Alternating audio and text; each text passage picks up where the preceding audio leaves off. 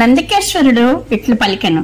బ్రహ్మ విష్ణువు ఇరువురును భగవంతుడు శంకరునకు చేతులు జోడించి ప్రణమిల్లిరి. ఆ స్వామికి ఇరువైపులా నిశ్శబ్దంగా నిలిచిరి.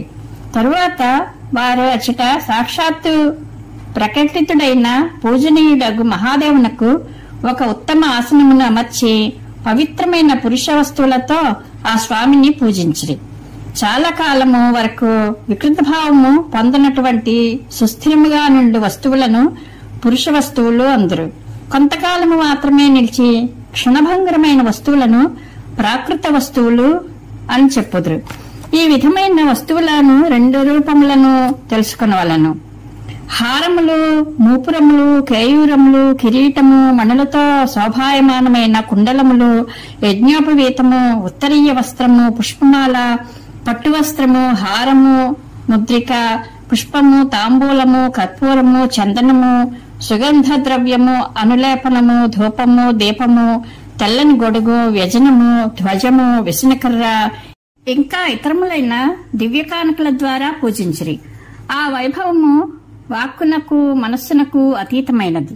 అది కేవలము పశుపతికే పరమాత్మకే యోగ్యమైనది. వాటిని పశువు ఎప్పుడునూ పొందలేడు. వారిరువురును తమ స్వామి అయిన మహేశ్వరుని పూజింతురు. అందరికంటే ముందు బ్రహ్మను, విష్ణువును, పరమాత్మయకు శంకరుని పూజించిరి. భగవానుడగు శివుడు వీటిచే ప్రసన్నుడై అచట భక్తిపూర్వకముగా నమ్రతతో నిల్చొని ఉన్న ఆ ఇరువురి దేవతలతో చిరునవ్వు నవ్వుచూ ఇట్లు పలికెను. పుత్రులారా, నేటి దినము ఒక మహత్తరమైనది. ఈ రోజు నేను మీ చేత పూజింపబడి మిగుల ప్రసన్నుడరైతిని. ఈ కారణమున ఈ దినము మిగుల పవిత్రమై గొప్ప మహాత్యమును సంతరించుకున్నది. ఈనాటి తిథి శివరాత్రి అని పేరుతో ప్రశస్తిగాంచి నాకు పరమప్రియమైన దగును. ఈ సమయంలో నా యొక్క లింగమును వేదమును పూజించినట్టి పురుషుడు జగత్తును సృష్టించు, పాలించు మొదలగు కార్యములను కూడా చేయగలడు.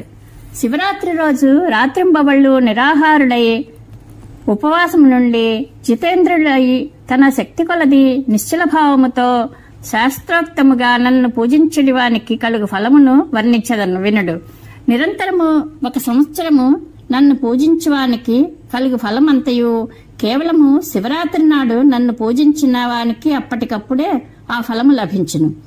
పూర్ణచంద్రుడు ఉదయించగా సముద్రము వృద్ధి పొందినట్లు ఈ శివరాత్రి నా ధర్మము వృద్ధి పొందడి దినము. ఈ తిథియందు నన్ను ప్రతిష్ఠించుట మొదలగు మంగళకరములగు ఉత్సవములు జరగవలెను. మొదట నేను జ్యోతిర్మయ స్తంభము నుండి ప్రకటితుడనైనప్పుడు ఆ దినము మార్గశిర మాస ఆర్ద్ర నక్షత్రంతో కూడిన పూర్ణిమ లేక ప్రతిపద అయి ఉండెను.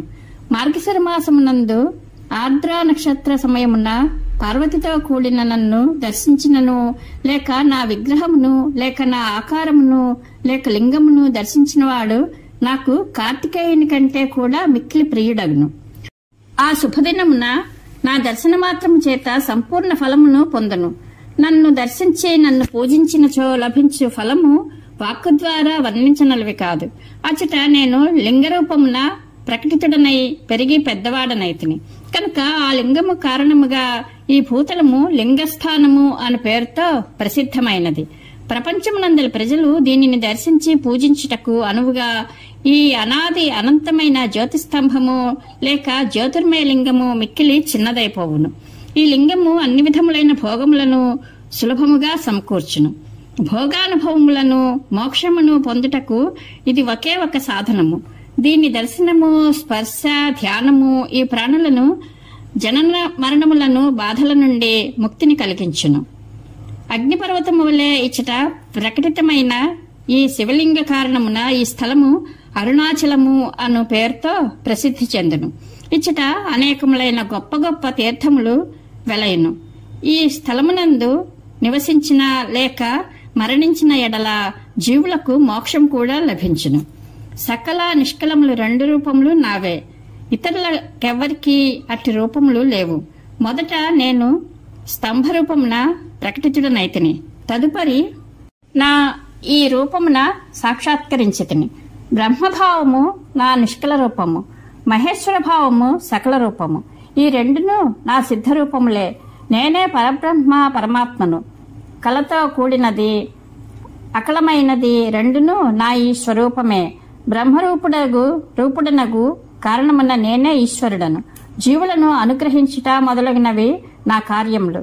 బ్రహ్మ కేశవులారా, నేను అందరి యందును వ్యాప్తుడను, జగత్తును వృద్ధి చేయువాడను, కనుకనే బ్రహ్మయని పిలువబడుచున్నాను.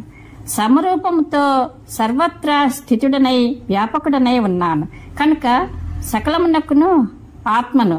స్వర్గము నుండి అనుగ్రహము వరకు అనగా ఆత్మ లేక ఈశ్వరునితో భిన్నమైన జగత్తునకు సంబంధించినవి 5 కార్యములు కలవు. అవి ఎల్లవేళలా నావే. నావి తప్ప ఇతరులెవ్వరివి కావు. నేనే సమస్తమునకు ఈశ్వరుడను.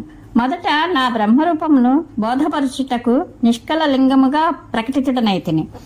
తరువాత అజ్ఞాత పరమేశ్వరుని సాక్షాత్కారమునరింపజేయుటకు నేను సాక్షాత్తు జగదీశ్వరునిగా సకల రూపమునందు అప్పటికప్పుడు ప్రకటితుడనైతిని. అందువలన నాలోనున్న ఈసత్వమునే నా సకల రూపమని తెలుసుకునవలెను.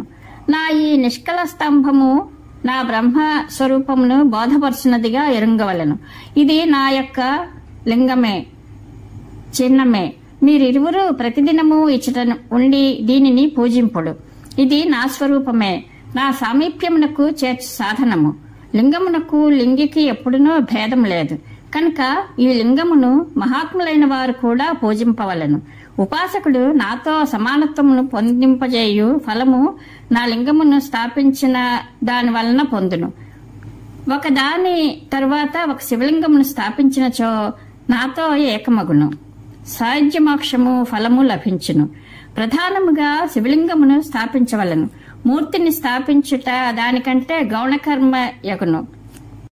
సవేర అనగా ఆకారముతో కూడిన శివలింగము అన్ని వైపుల నుండి లోపించినప్పటికీ కూడా ఆ స్థలము క్షేత్రమని చెప్పబడదు అని మహేశ్వరుడు బ్రహ్మ విష్ణువులకు తన నిష్కల సకల స్వరూపములను లింగపూజా మహత్వమును తెలిపెను అని నందీశ్వరుడు పలికెను. పరమేశ్వరానుగ్రహ ప్రాప్తిరస్తు. శుభం భూయాత్.